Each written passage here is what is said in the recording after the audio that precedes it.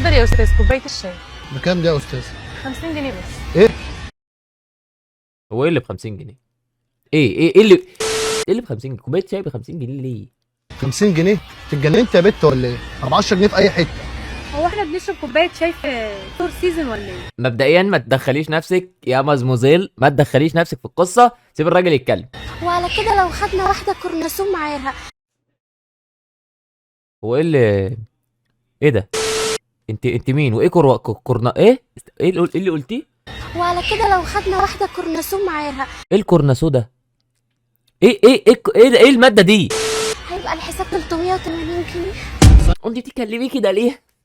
انت بتتكلمي كده ليه؟ تتكلميش كده. انا بس يا سلام انا دلوقتي يا استاذ انا عايز افهم حاجه، يعني ايه كوبايه شاي ب 50 جنيه؟ خلي بالك انا شغال في المكتب ده بقالي 10 سنين، وكل يوم بنزل اشرب شاي، مره من هنا مره من هناك، تبقى ب 10 ب 15 كتير قوي ب 20 جنيه. انا بحترم كلام الراجل، ويعني هو بيتناقش معاها وسكتهم، بس انا عايز اعرف ايه الكورناسور ده؟ يعني ده يعني ده مرض زي البواسير كده.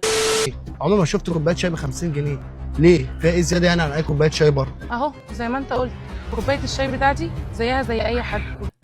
ايه بقى ما كوبايه شاي زي ايه؟ كوبايه شاي مالها؟ ليه غاليه قوي كده؟ وبعدين انت بتقول ان انت كنت بتشرب من 15 سنه، بتشرب هنا وبتشرب هنا وبتشرب هنا، لكن زي ما مرتباتك بتزيد الحاجه بتغلى عليا انا كمان، وبعدين مش هقف وقفتي دي بخساره. ما انت ما تقفاش بالربا برضو، يعني تاخدي 50 جنيه في كوبايه شاي ليه؟ يعني ليه؟ وبعدين يا أستاذ لو السعر غلى عليك تقدر تروح تشربها من عند حد تاني. معلش يعني، ويا حتى لو مش عاجبك روح للي عاجبك. وبعدين ايه الجنيه اللي انتوا لازقينه على كلكم لازقينه ده؟ ده ايه ده؟ على فكره انا مش ضد الكلام اللي انت قلتيه ده، وعادي عايز ابدأ ب 5.